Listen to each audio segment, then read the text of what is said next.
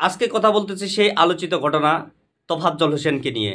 আসলে আমি বুঝতে পারতেছি না একটা লোককে সন্দেহ করলে কেমনে তাকে মেরে ফেলা হয়, কেমনে মেরে ফেলা হয়।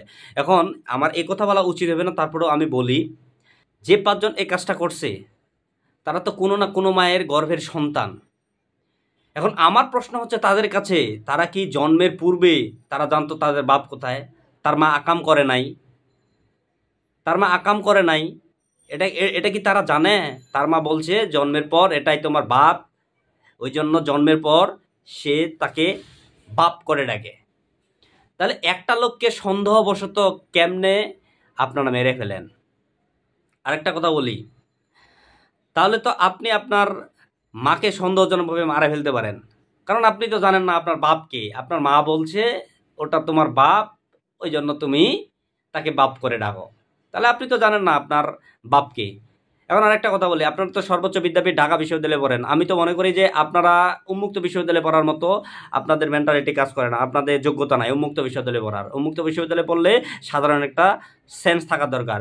যেই লোক মোবাইল নাম্বার মুখস্থ করে সে আবার পাগল হয় কেমনে? আপনাদের মাথায় কি সেন্স নাই? চা অল্প চারটা খাওয়াইলেন, খাওয়াবার মেরে ফেললেন, সেন্স কাজ করে না?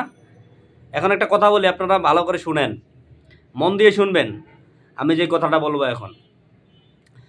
আপনারা বাংলাদেশের সর্বোচ্চ বিদ্যাপীঠ ঢাকা বিশ্ববিদ্যালয়ে পড়েন। ঢাকা বিশ্ববিদ্যালয়ে পড়াশোনার পর আপনারা একটা চাকরি করবেন, চাকরি করলে বিয়ে করবেন। এখন বিয়ের পর কি করবেন? আপনার বউরে কি আপনার পিছন পিছন দিয়ে নিয়ে যাবেন? আপনার বউদের তো বাসা ফালায় রাখবেন।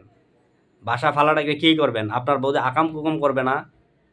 আপনি তো 9 ঘন্টা থাকবেন অফিসে, আপনার বউ যে আকাম কুকাম করবে না এটার কোনো গ্যারান্টি আছে? এটার তো কোনো গ্যারান্টি নাই। তাহলে তাহলে আপনি বুঝুন, তাহলে আপনি আপনার বউকে সন্দেহজনকভাবে কি হত্যা করবেন?